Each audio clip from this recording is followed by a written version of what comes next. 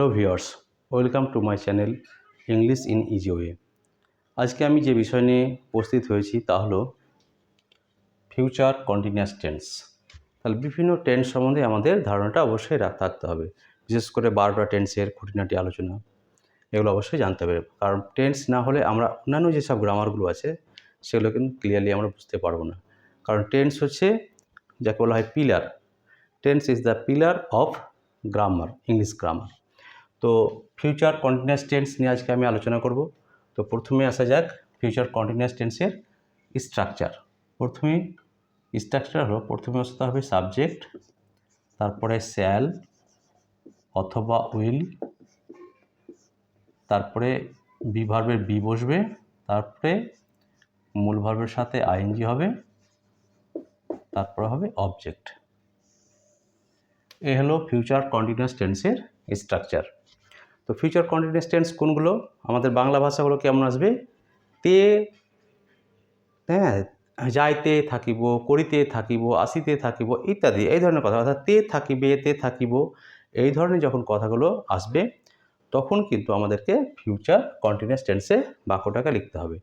আর যখন শুধুমাত্র বেবো থাকবে, আমি যাব, সে যাবে, তখন সেটা হবে সিম্পল ফিউচার টেন্সে। আর যখন যাইতে থাকিব, করিতে থাকিব, আসিতে থাকিব, খাইতে থাকিব এই ধরনের যখন কথাগুলো আসবে তখন অবশ্যই আমাদেরকে ফিউচার কন্টিনিউয়াস টেন্সে লিখতে হবে। তার স্ট্রাকচার পেয়ে গেলাম, প্রথমে সাবজেক্ট, তারপরে শ্যাল অথবা উইল, তারপরে বি, তারপরে মূল ভার্বের সাথে আইএনজি, তারপরে অবজেক্ট। মানে কন্টিনিউয়াস টেন্স মানেই আমরা জানি মূল ভার্বের সাথে আইএনজি যোগ করতে হবে। তো উদাহরণ দিই, যেমন সে একটি ছবি আঁকিতে থাকিবে। সে একটি ছবি আঁকিতে থাকিবে, তাহলে কাজটা ভবিষ্যতে তার চলমান অবস্থায় থাকবে, চলিতে থাকবে। তাহলে এটাকে ইংলিশে ট্রান্সলেশন করি, হি উইল বি ড্র, ওর সঙ্গে আইনি যোগ drawing, he will be drawing a picture.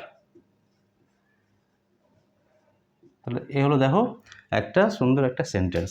সে একটি ছবি আঁকিতে থাকিবে, এটার ইংলিশ হয়ে যাবে হি, সাবজেক্ট পেয়ে গেলাম, শ্যাল উইলের মধ্যে একটা পেয়ে গেলাম উইল, তারপরে বি ভার্বের বিটা সেখানে অবশ্যই বসাতে হবে, তারপর মূল ভার্ব ড্র, ওর সঙ্গে আইন যোগ হয়ে গেছে, তারপরে যেটা কি করছি, ছবি আঁকছি, তাই picture. He will be drawing a picture, সে একটি ছবি আঁকতে থাকিবে। আরেকটা উদাহরণ দিই, আমরা একটি গাছ লাগাতে থাকিব। আমরা একটি গাছ লাগাতে থাকিব। তাহলে দেখো, আমরা একটি গাছ লাগাতে থাকিব, কথাটা আসছে তে থাকিব। তাহলে আমাকে ঠিক ফিউচার কন্টিনিউয়াস টেন্সে নিয়ে আসতে হবে এই স্ট্রাকচার অনুসারে।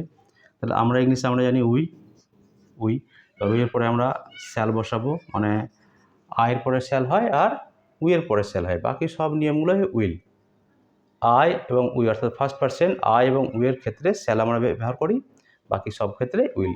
এখন আধুনিক গ্রামারে উইলটা সব ক্ষেত্রে ব্যবহার করা যায়। তো উই শ্যাল, তারপর কী বসাতে হবে, বি, তারপরে কী আসবে, মূল ভার্ব। তাহলে এখানে মূল ভার্ব কি, লাগানো। লাগানো ইংলিশে আমরা জানি প্লান্ট, ওর সঙ্গে কী যোগ করতে হবে, I N G. We shall be planting, কী লাগাইছি, একটি গাছ, আর ট্রি।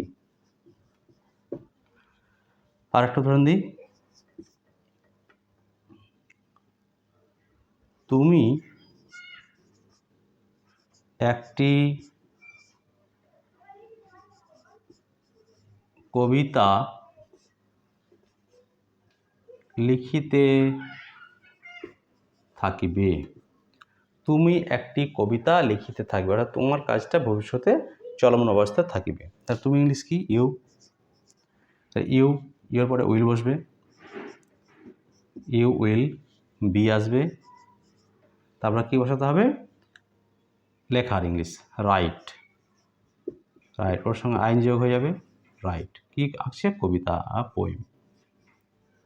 দেখো, তুমি একটি কবিতা লিখিতে থাকিবে, তুমি একটি কবিতা লিখিতে থাকিবে। তাহলে কি হলো এটা?